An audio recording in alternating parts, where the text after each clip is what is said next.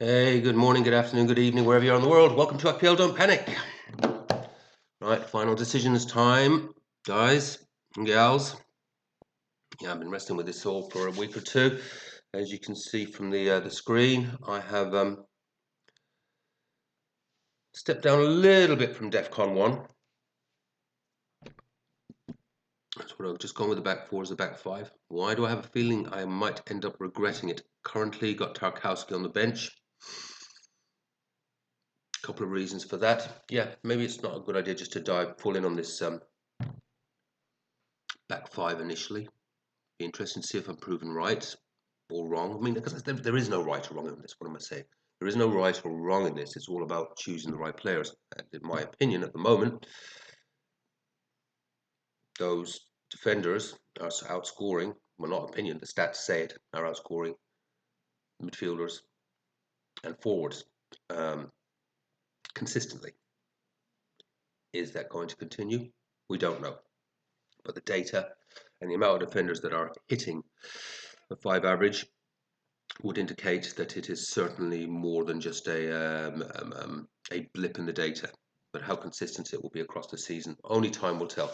But we're going to play a little safe, hedge our bets a little, go on with the back four. And the reason I benched Tarkowski as opposed to some of the others is one Harvey Elliott. Now, I know there's a few out there, maybe it'll be proved rightly, have questioned the choice of Harvey Elliott as one of my midfielders, but at 5.4 million, he's an incredible enabler. He has been given that the number 9 shirt, I think.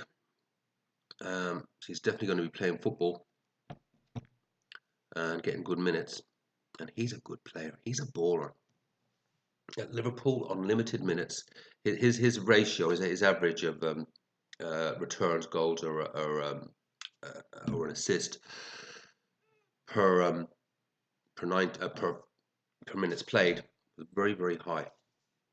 I think he could be the spark that ignites Villa, and I have a funny feeling that Villa will do a bit better in this game. I think Elliott will start. I'm tempted to start him myself, but probably not the right fixture to bring him in on. So at the moment, Tarkowski on the bench, and I know if I whatever defender I bench is going to come in with a clean sheet, DEFCON, and probably a bloody attacking return, because that's been my shite luck over the last first 3 game weeks. We'll see. Competition still stands, by the way. Let's just do that now. The competition still stands.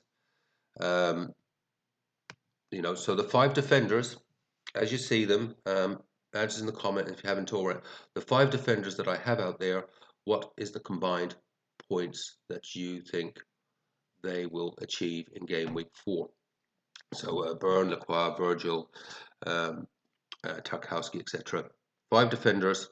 Do you think they'll get 25 points as a combination, 30, 10, 11, 9? But my guess is 25, because that's in game week 1 as a unit. They got, what was it? It was 26, 25, and 40.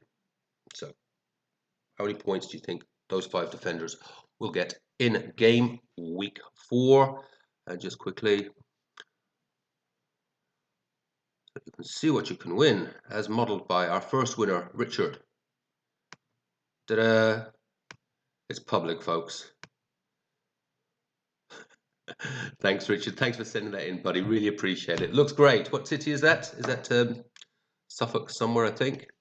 Yeah, let us know in the comments. But yeah, thanks for sending that in, Richard. Great to see.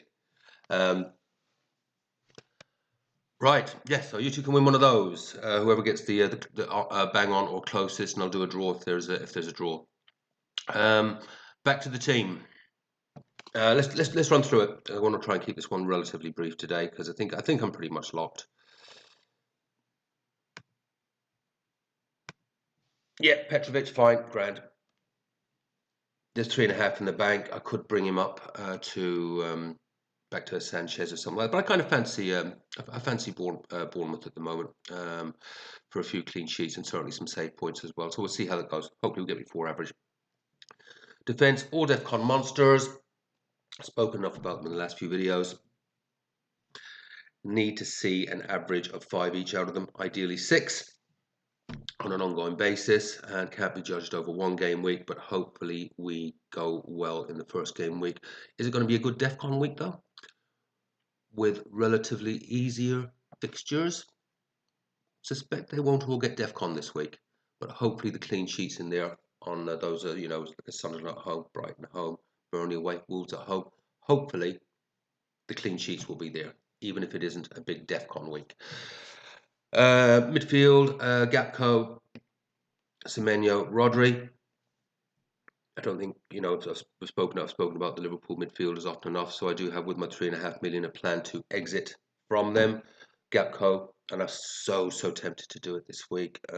It's interesting, when I have all my millions of thoughts that you guys are very patient and listen to. And then when I start listening to some of the other commentators, hearing some of them echoed back at me, you think, maybe it's because I have all the thoughts, so I'm bound to hear some of them coming back at me. So yeah, I've currently got Gapco. I'm so tempted to turn him into Bruno, but it's a bad fixture against City. And the reason is to save myself a transfer further down the track for someone that I know I want. And with a wild card, you're trying to build a team, as I say, for me, out to game week 10. But I've got to target that Burnley fixture. But Gapco in a game week or two will probably turn into Bruno. So it's particularly when Isak starts taking minutes off Etikite and Gapco. And Etikite, I've spoken about, may well turn into Isak by game week 6. Maybe even game week 5. I mean, I do think, that's my other thought. Do I do what I was talking about doing? Do I just actually get Isak instead of Gapco? Got the money there.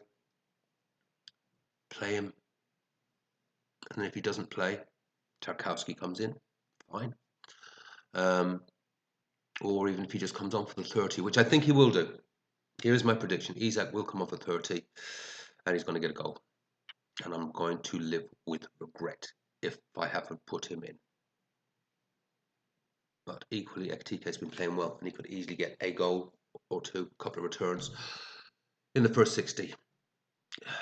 More questions than answers. I think this is my 11. What do you think? Let me know. I think it's too high risk to bring Isak in just for that. I think that was a foolish strategy. He's going to get a goal, isn't he? He's going to come up for 30 and get a goal. Anyway, Haaland speaks for itself. When he get fucking 20 million goals against Andorra or something in the Euros, and even gave away 25 penalties. Was it 5 goals gave away a penalty? Okay, I know it's just who was it, Andorra or something like that. But there ain't that many people do score 5 goals against Andorra, even because even despite them being shocking. Yeah, Haaland captain's armband. United defence. Okay, Chocolate Risks has gone now, but we've still got either a young 22, 23-year-old is going to be going into that Derby Le Mans, and he can't catch crosses. He's actually a decent keeper, but he cannot catch crosses. And Binder, who is equally as bad as Onana in my opinion. Haaland. Captain's armband for sure, and that's why again I know some of you do sort of question my Rodri pick, and I go this is my punt. I've been speaking about Rodri long enough. I'm just going to go with this. He will be a DEFCON monster, and he will get a very very decent share of goals and assists. He will average, once he's got himself going, 7 or 8 points a game. Based on, and I know this is based on stats from 2 years ago. I don't fully expect he will get, what did he have then? It was something like 8 goals and 9 assists. It was about 16 or 17 attacking returns. And in that same season, he would have achieved DEFCON 50% of games. Do the math. It would have, he averaged, as it was, just over 5. He would have been, on a 7 or 8 point average. That United midfield is a shocker. Down the centre, it is so soft down the centre. And with that goalkeeper, there could be serious damage there. But I fancy Rodri as a long-term pick as well. Semenyo. I've gone Mateta. I can't leave Mateta on the bench against Sunderland, can I? This could be a game where he absolutely explodes. Some concerns about Palace, obviously, with the injury to Sarr. I was going to bring in, if Sarr hadn't been injured, he would have been absolutely 100% in this wild card. He would have absolutely 100% been in there. In fact, it was one of the things that threw a spanner in the works for my midfield a little bit. So that's it. That's the 11 going out. Bench Tarkowski, Dewsbury Hall, Elliott. I'll put Tarkowski first off the bench in case of any mishaps, any surprise rotations, which you never know. And fingers crossed I can get my first 70. Fingers crossed. Start getting getting those averages back. So in the meantime, folks, yeah, it's ready, set, go.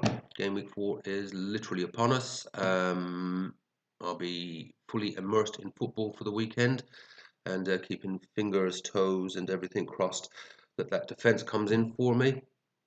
I think it will. Of course it will. Why wouldn't it? Take care. Have fun. Play your own game. Don't panic. See you on the flip side. Bye-bye.